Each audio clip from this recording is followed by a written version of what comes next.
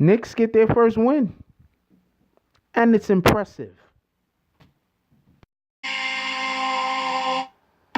It's a young samurai. I smoke a spliff in the cut, then I pass a lie to my bro. No fuck with my flow. Couple bad bitches and a cup of that tro. So it's just THC.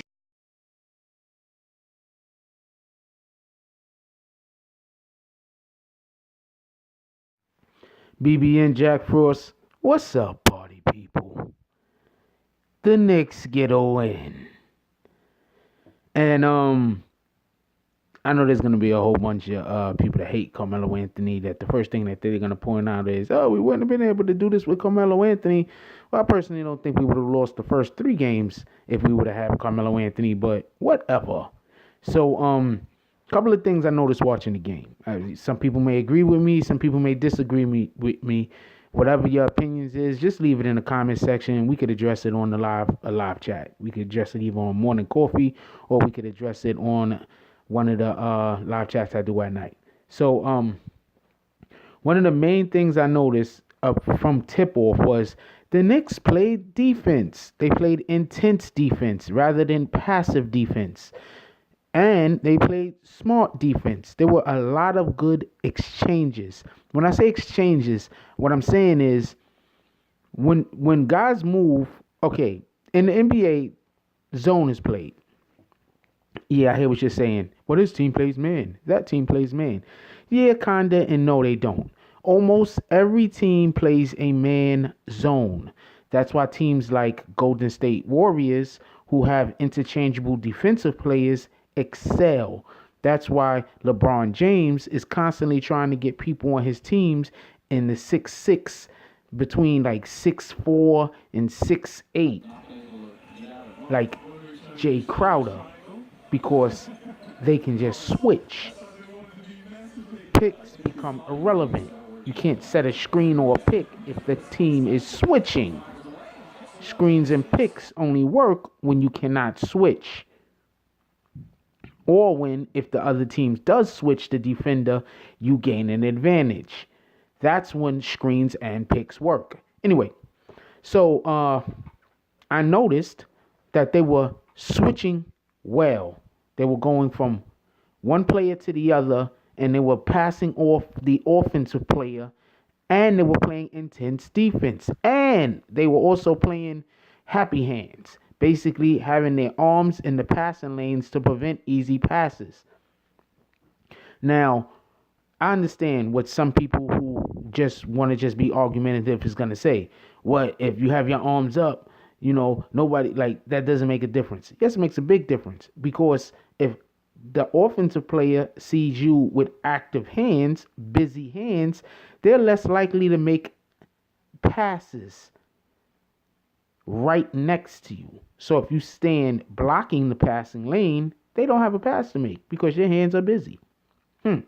That's one of the main things I noticed that the Knicks did different. Last year, there was no defense. I know Carmelo Anthony gets all the blame for the lack of defense, but there just generally was no defense. It wasn't being taught appropriately. There was no cohesion. And just to be fair to the coaches, when you have every year you're switching 6, 7 new players on the team, it's going to be like that. Every year you got 6, 7 new players. You're going to have problems installing the offense. You're going to have problems installing the defense. It's just, that's the way it is.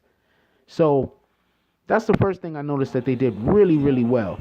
The second thing that I noticed that the Knicks were doing really well was they were attacking early in the shot clock.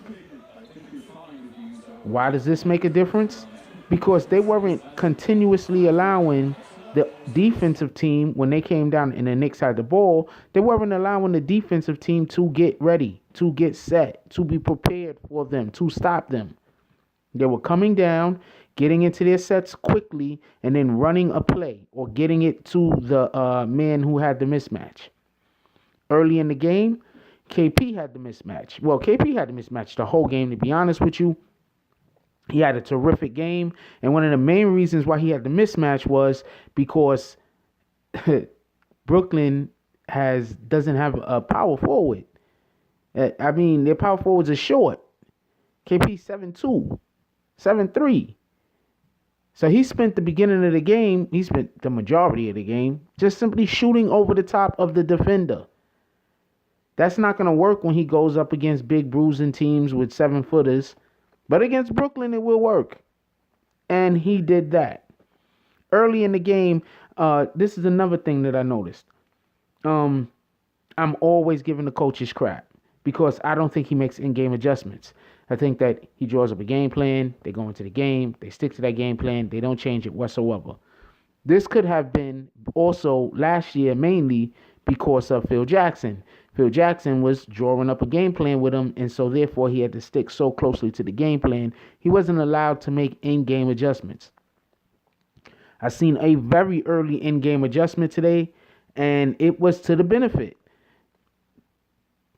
Enes Kanter allowed his man to go to the basket and grab a rebound. He didn't box him out.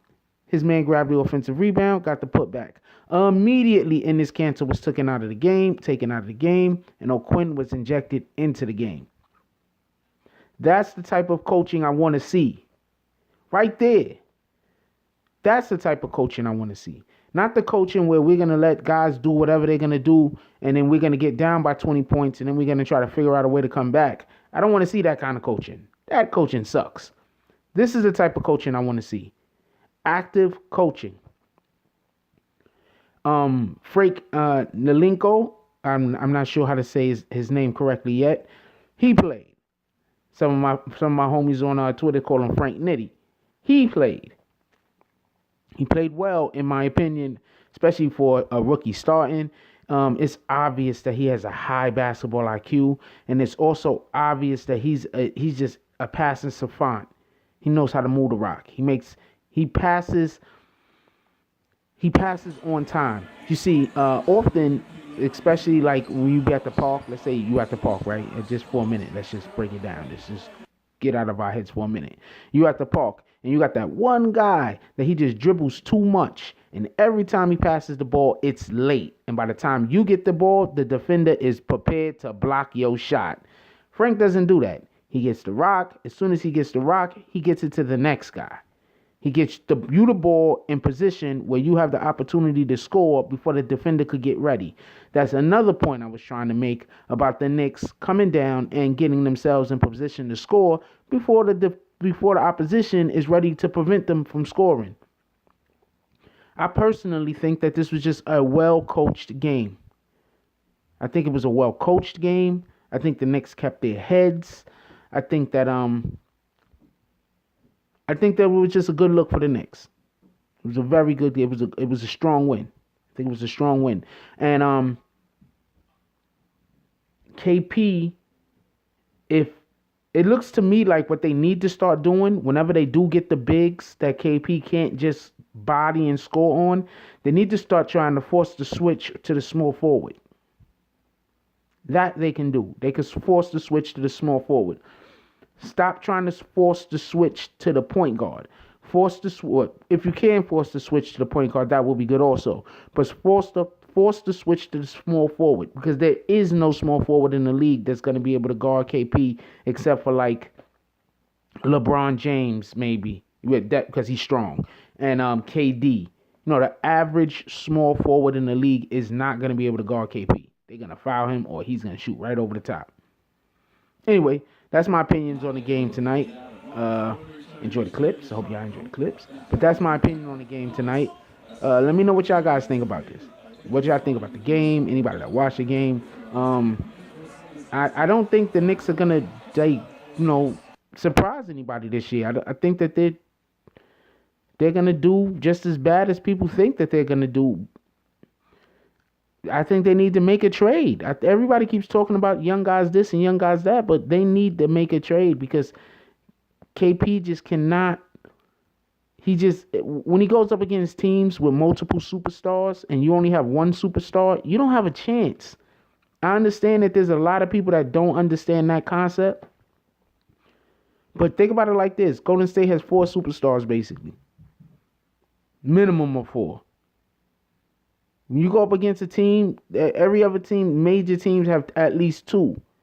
You go up against a team, you only have one superstar. You go up against a team that has two superstars, you're just at a disadvantage. That's just what it is. Freaking Toronto got two superstars, or two all-stars, pardon me. You're just at a disadvantage. Anyway, let me know what y'all guys think about this. Let me know what y'all guys think about the game. Leave the comments down below. Anyway, that's all I got on this one.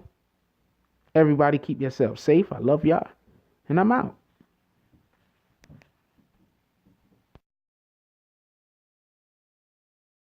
If you like this video, please hit the like and subscribe button. If you would like to help dictate the direction that this channel takes, please leave a comment. All comments are appreciated, whether positive or negative. Thank you very much and enjoy your day. And remember, positive thoughts cause for positive things to happen. Let's get it.